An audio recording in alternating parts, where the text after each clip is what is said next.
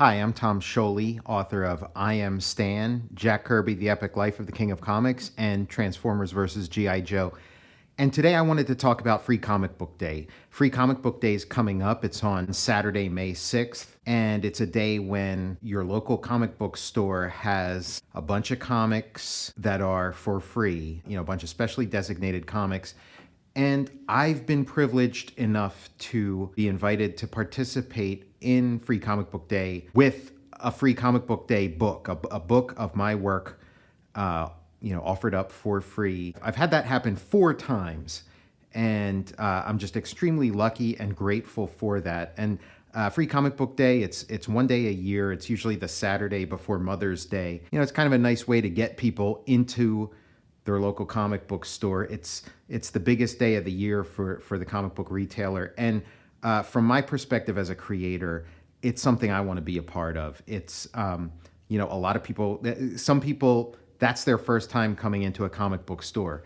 And so you get a lot of new eyes on your work. And that means a lot to me. I don't take that for granted. And the first time I participated in Free Comic Book Day, it was Free Comic Book Day 2014 with Transformers vs. G.I. Joe issue 0. It was the comic that was going to kick off the whole Transformers vs. G.I. Joe series that I was doing with John Barber. I talked about that comic at length in a separate video, in its own video. So if you haven't checked that out yet, you can go check that out. It was a life-changing experience. It got my work and my name in front of a lot of people that had never seen it before, never heard of me before. It was very exciting. And then the next year, 2015, I got to participate to a smaller degree as part of this Transformers Robots in Disguise book. I said, please, let me do the Free Comic Book Day book.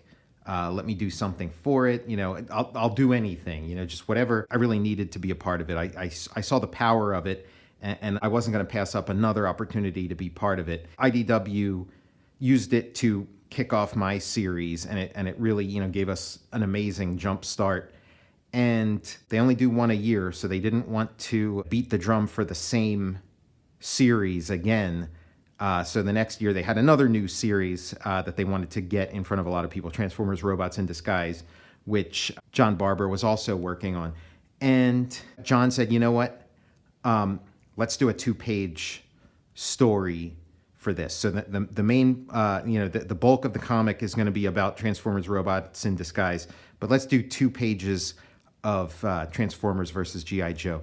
And so I was thinking, what's the best use to make of that? It's 2 pages. So I thought, what if it's like a poster?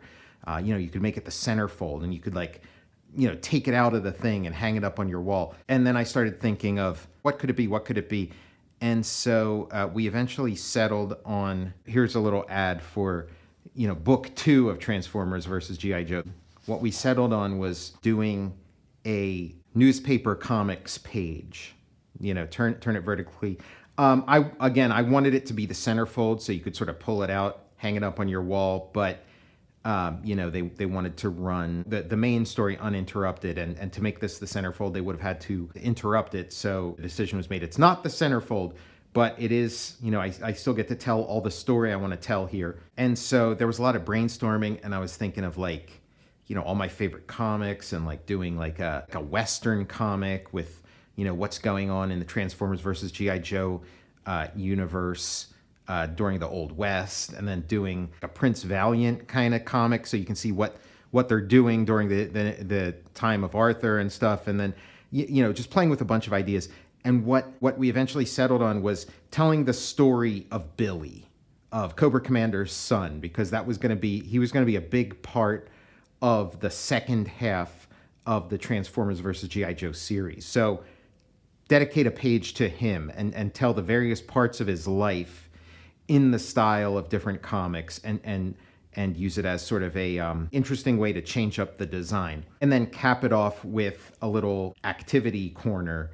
When I was a kid, there was a thing in the Philadelphia Inquirer. It was called the Mini Page. And it was like a small little section of the comics page where it had all kinds of games and connect the dots and find the hidden picture, Where's Waldo style stuff. That was the cornerstone. That was the capper. And so we start with kind of like a Ripley's Believe It or Not. Scioli and Barber's Fun Factoids. Factoid.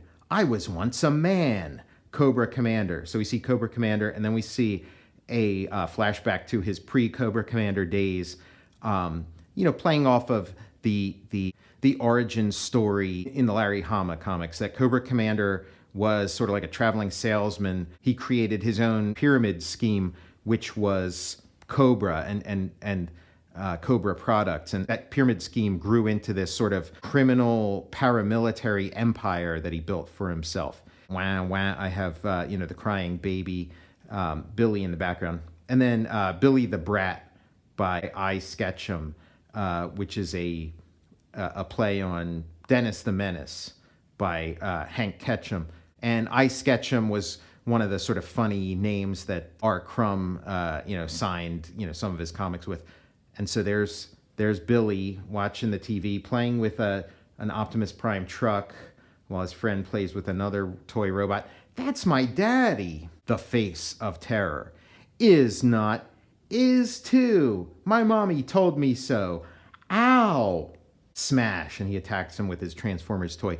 And then Circle of Life, kind of a play on Family Circus, where it would be these like sort of circular one-panel comics. And these were some designs I'd been working on for a while of recruitment posters for Cobra and G.I. Joe, or Decepticobra and the Jodobots, the hybrid factions that the G.I. Joe and Transformers casts broke into. And I was thinking of the ads for the G.I. Joe game for the Atari. They were really like cool ads, really cleverly designed, and they ran in like all the comics in the early 80s. Cobra Commander would be doing his sort of like recruitment poster next to General Hawk, who of course I assumed was Duke, doing his recruitment poster like, we want you for the G.I. Joe team. And so because the game, you can play either as Cobra or G.I. Joe.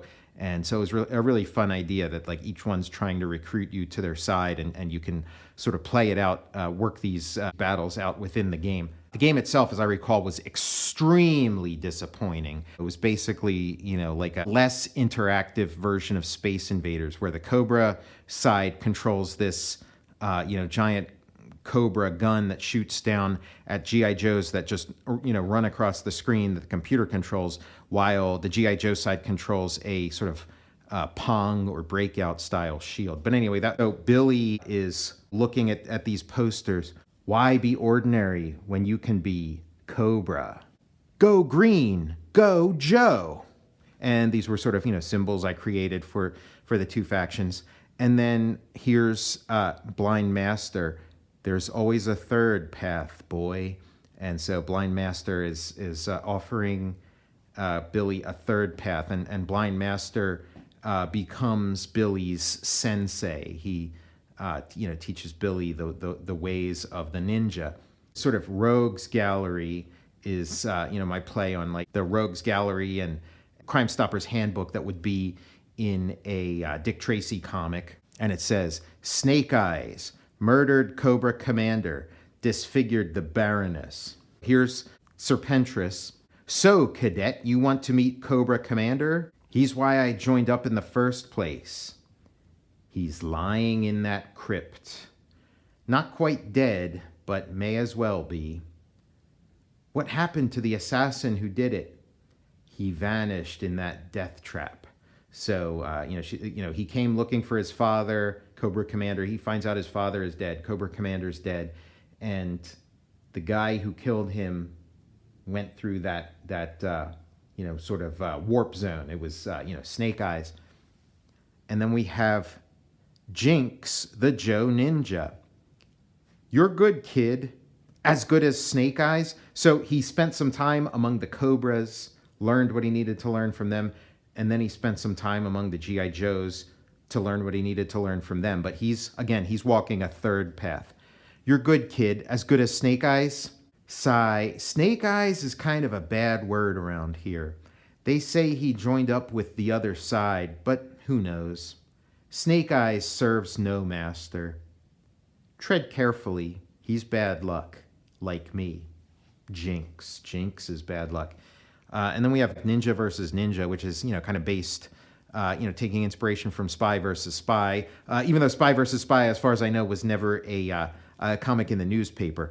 And we have Snake Eyes on one side revving up his motorcycle, and then we have, what looks like Storm Shadow revving up his on the other side, and they're both each is on one of the claws of Scorponok, which is sort of a major character in book 2 of Transformers versus G.I. Joe. You should be honored, Snake Eyes. I crossed the infinite void just to meet you. Prepare to die. And then I'm kind of thinking back to like the opening cutscenes of the NES Ninja Gaiden.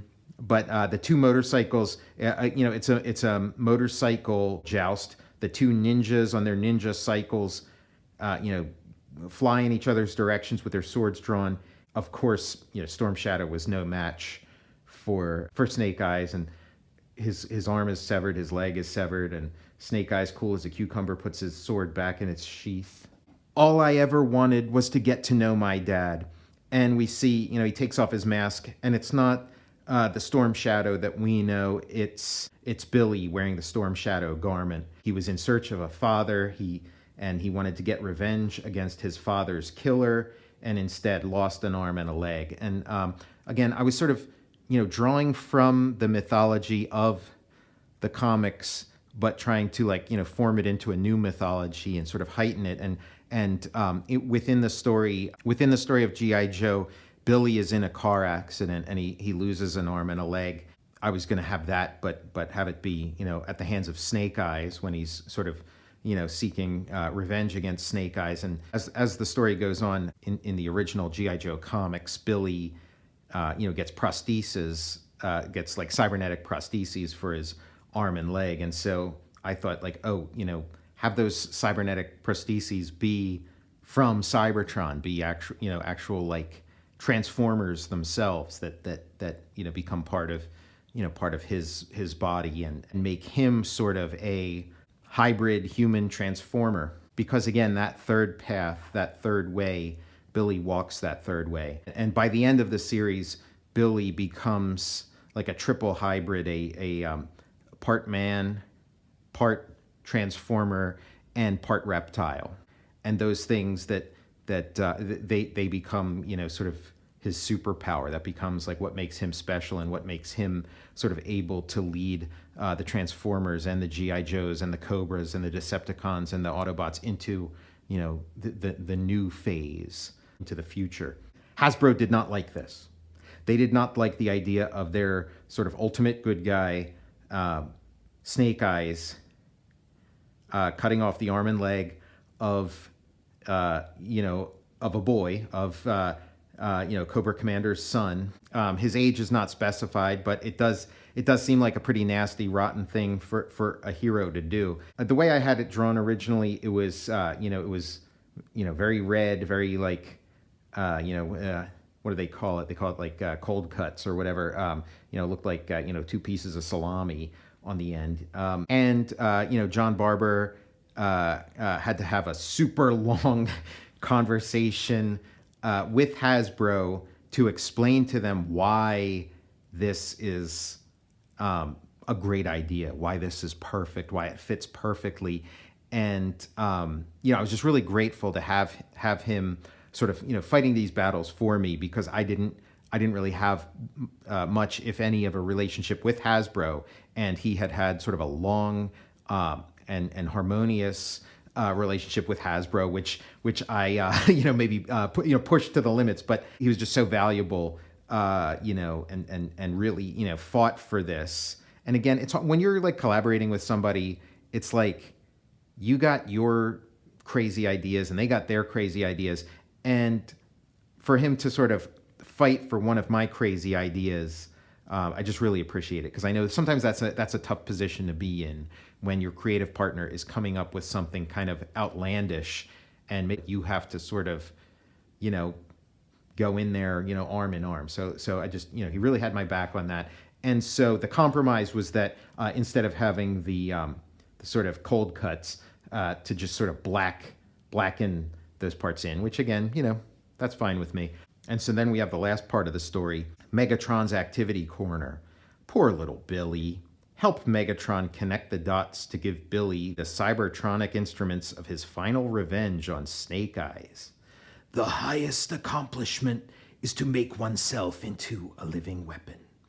And so you can connect the dots to help Megatron make Billy's cybertronic leg, his cybertronic arm, and cybertronic sword, so that, he can get final revenge on Snake Eyes. So, Billy has been part of every faction. He's been part of Cobra. He's the son of Cobra Commander. He's been part of G.I. Joe, and now he's one of the Decepticons. So he's just Saturday, May 2nd, 2015, FCBD Funnies, Free Comic Book Day Funnies, Hasbro, IDW, Scioli, Barber. And so that was Free Comic Book Day. It was like, Sunday, you get your Sunday comics in the newspaper, and on Free Comic Book Day, Saturday, May 2nd, 2015, you got your newspaper comic here. So immensely proud of this, really, really happy with what I accomplished. It was really fun being able to, spend a Free Comic Book Day's worth of thought and effort into just, 2 pages or one giant page. And I drew this on a giant, piece of board. So it was, just a lot of fun, from every imaginable angle. So that was 2015. So I got to be part of Free Comic Book Day 2014, 2015, 2020, and now 2023. And 2020's Free Comic Book Day, the books were printed, they were done. Jack Kirby, The Epic Life of the King of Comics. Unfortunately, there was no Free Comic Book Day in 2020. And instead it became Free Comic Book Summer. Every week there'd be a new one of these Free Comic Book Days books. It was a way of sort of distributing the comics, getting them out there. It's a pretty nice excerpt of the Jack Kirby, The Epic Life of the King of Comics book. And again, what an honor to be sort of spotlighted this way. And so we start, it doesn't start at the very beginning. It starts kind of in, Kirby's youth, as he's getting involved in high school athletics, and starts working at the Fleischer Studios, in betweening on Popeye, starts doing some comics, and starts getting more and more involved in the comics, and then discovers Superman, and just it blows his mind.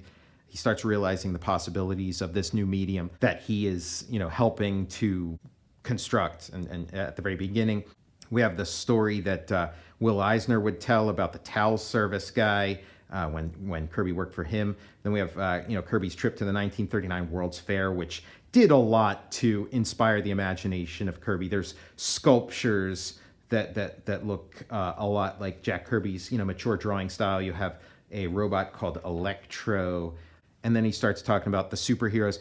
And Kirby, a fan of Superman, finally gets to work on his own superhero. He didn't create this superhero, but he sort of came in after it was already created and got to draw some of the adventures of Blue Beetle, which was one of the things.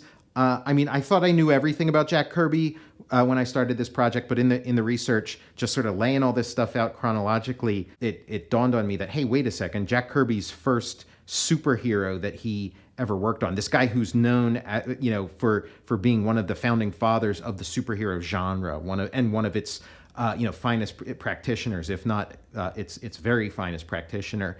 What was the first superhero he worked on? And it wasn't Captain America, wasn't the Vision, it wasn't Blue Bolt, it was Blue Beetle. Somebody who I don't think anybody really associates Kirby with Blue Beetle. Like when you think of Kirby, you don't think of Blue Beetle, and when you think of Blue Beetle, you don't think of Kirby. When you think of Blue Beetle, the first name that comes to mind for me is Steve Ditko. Steve Ditko didn't create the Blue Beetle, but he kind of, created the version of the Blue Beetle that we know. So that was really interesting. And then Kirby working for Victor Fox, who was the self-proclaimed king of comics, which is sort of ironic because that became Kirby's moniker, and the title of this book.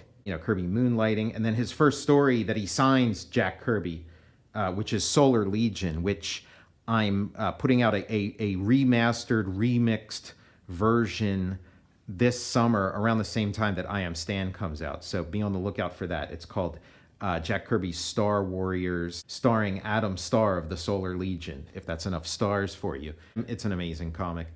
And then we have, Jack Kirby meeting Joe Simon, this famous partnership, the first half of Kirby's career, and where like he really made a name for himself with Joe Simon, and then the two of them working on Blue Bolt together. Joe's Blue Bolt was right up my alley, a Flash Gordon type with superpowers in a scientifically advanced underground kingdom. I would have taken anything, but I was happy to work on this one. So yeah, he's getting involved in. Joe Simon had done, one previous issue of Blue Bolt without Kirby, and then now Kirby's getting involved in it. I came up with a boatload of ideas to punch it up and hit the ground running. And then they work on Red Raven, which is one of the few comics that Kirby would openly admit to being a flop. And again, he would take the blame for it. He would take the blame, say it was, it was a stinker or whatever. I think it's a perfectly fine comic. It just, for one reason or another, didn't sell. And then we got, some of his early gods. I did a comic called Mercury. It was a setup I'd use again and again. Ancient god returns to Earth to fight a modern threat, pulled from the headlines. A bunch of, weird, crazy stuff in those early Golden Age comics. Marvel Boy. We got Martin Goodman in there, the guy who ran Timely, which became Marvel Comics. We meet, Bill Everett and his creation of the Submariner. We got Carl Burgos, creator of the Human Torch. And then Jack and Joe come up with the Vision, a character who sort of emerges from smoke. These two guys who are sort of known for their stogies. Then the creation of Captain America, their big hit. Their maybe their sort of most enduring creation. That goes on. And then Joe Simon's the editor, Kirby's the art director of Timely, and now they meet. This is Martin's nephew, Stanley. He's the new office boy. How do you do, kid? Good to meet you. And now we got Stanley, Smiling Stan. Seems like everybody here is a relative but me and Joe. The only reason I call him Uncle Martin is because he's married to my cousin. We're not really nothing. We got, Stan Lee in the mix, and we end with the creation of the Sentinels of Liberty, the Captain America fan club. And then what do we have an ad for on the final page? A bunch of Stan Lee books. Stan Lee's How to Draw Comics, How to Draw Superheroes, How to Write Comics, Stan Lee's Masterclass. And now, 3 years later, I Am Stan, my Stan Lee book. And so this is the book. This is the Free Comic Book Day book for 2023 from my publisher 10 Speed. And it's I Am Stan, a graphic biography of the legendary Stan Lee by Tom Scioli. And it's a comic book sized excerpt of I Am Stan. And I'd love to flip through the whole thing with you, but I want to keep it exclusive to Free Comic Book Day. You're going to have to, go to your local store and get a copy of it if you want to see what's inside. I'm really excited. I'm going to be doing an appearance on Free Comic Book Day, Saturday, May 6th, at Phantom of the Attic, Oakland in Pittsburgh, from 1:30 to 4. It's going to be a fun event, and I hope to see you there.